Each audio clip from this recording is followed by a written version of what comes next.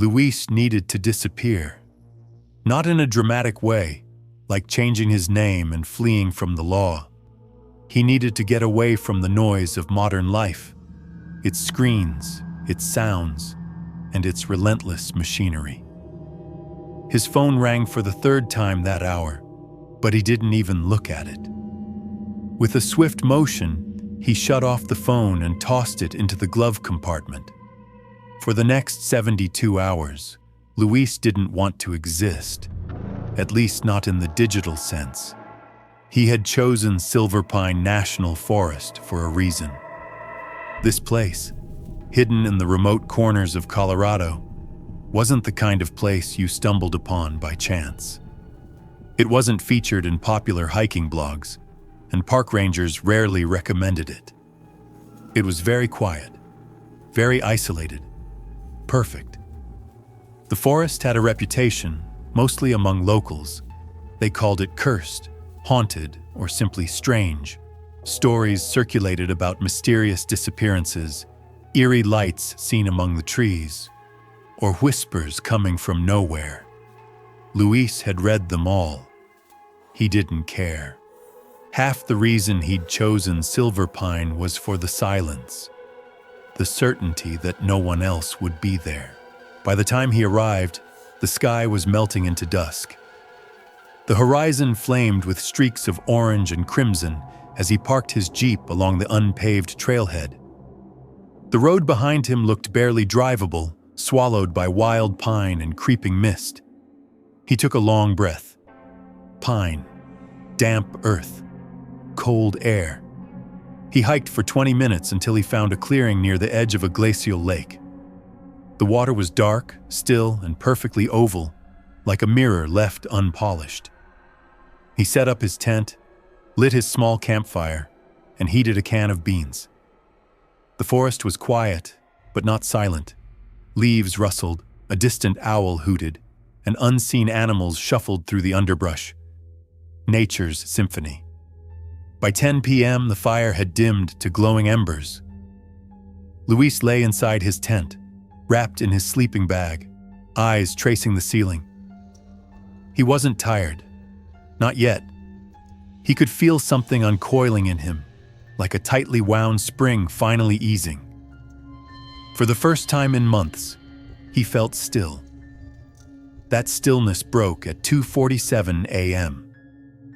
Luis woke suddenly, not because of a sound, at least not one he could identify.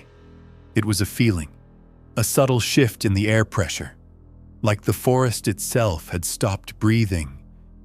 He stayed motionless, ears straining. The silence outside was unnatural. No wind, just void. Then came the whisper.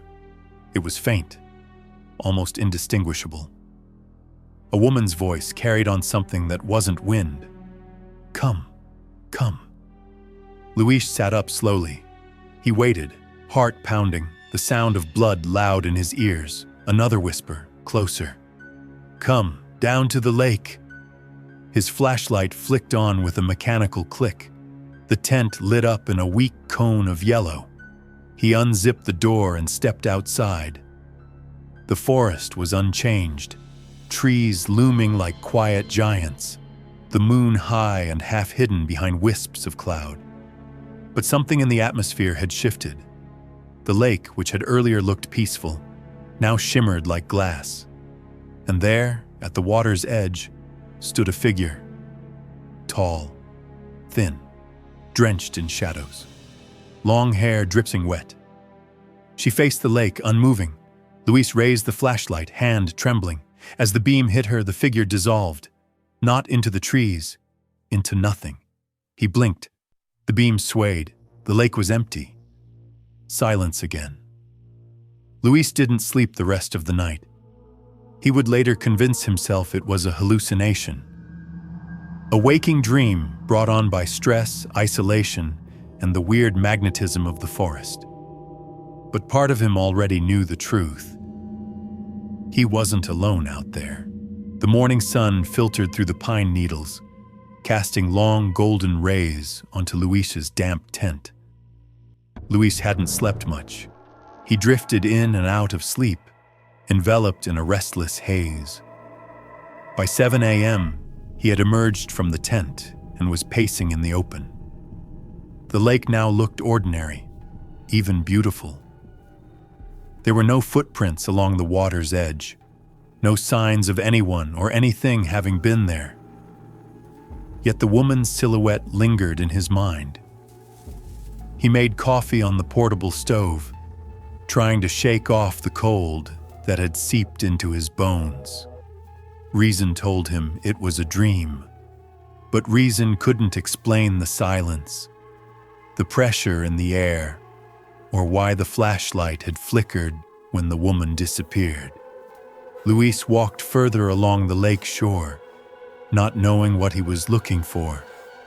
As he walked, he noticed something odd. All the pine trees in the vicinity seemed to be slightly tilted away from the lake. This was a very subtle detail, almost imperceptible if you didn't look closely. But now that he had noticed it, it felt wrong to him. When he returned to the campsite, he took out his analog camera and took a few photos of the lake, the trees, and the fire pit. He didn't know why. Maybe to prove to himself later that it was real, that he was really there. By midday, he began to relax. The sun was high, the sky a pale blue with soft, drifting clouds. Birds returned, chirping and fluttering through the branches. The forest breathed again. Then he found the footprint.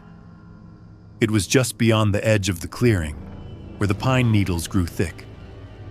One solitary print, barefoot, human, and fresh. The toes were long, almost too long, the arch narrow, the heel deeper than it should have been, as if the foot had pressed unnaturally hard into the earth.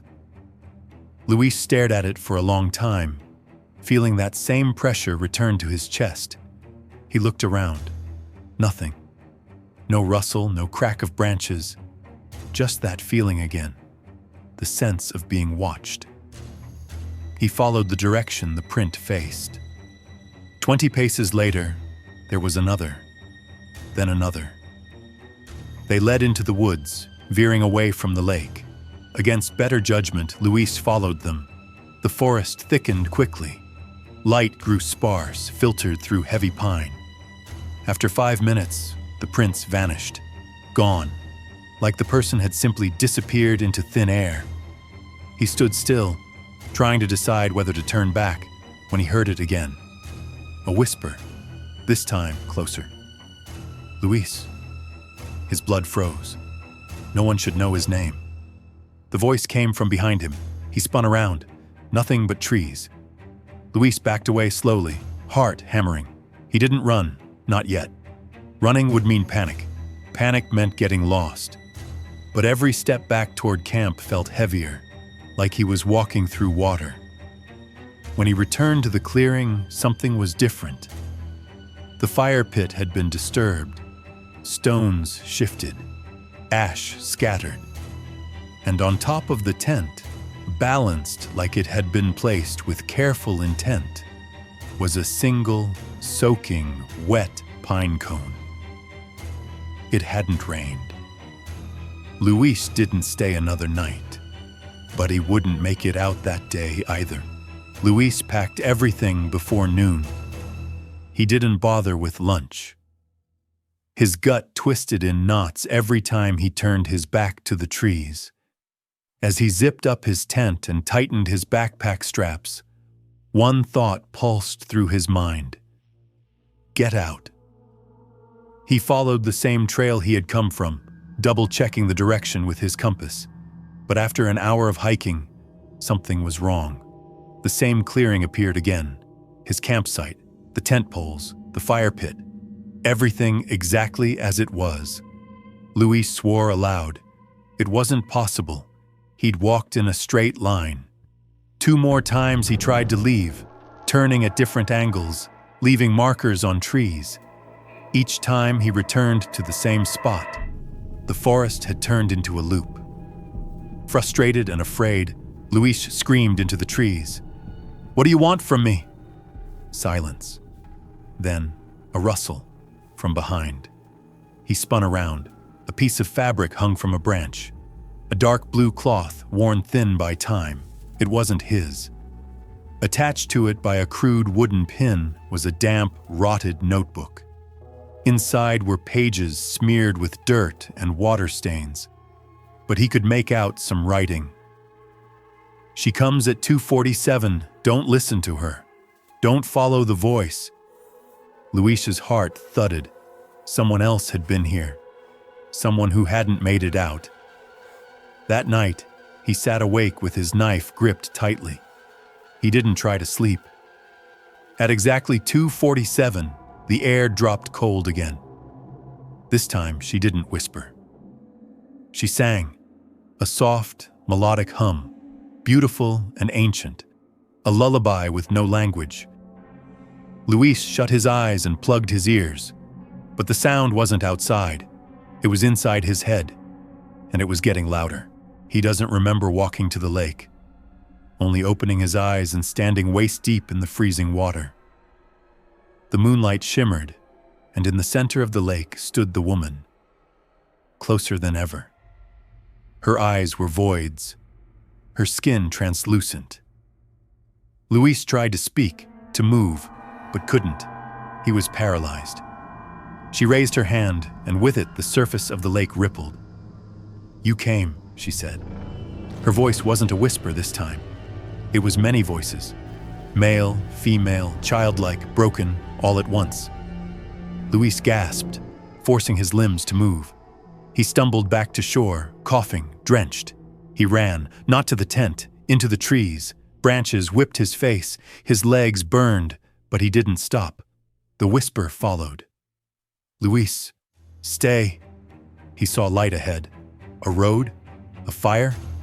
He burst through the trees and fell, straight into the same clearing, the lake, the tent. The pine cone now sat in his sleeping bag. Luis fell to his knees, and behind him, the soft squelch of wet footsteps. They found the campsite weeks later. Everything was intact, except Luis. The only sign he'd ever been there was a roll of film from his analog camera. When developed, all the photos were blank, except one, a shot of the lake, and standing on its surface, a woman, smiling.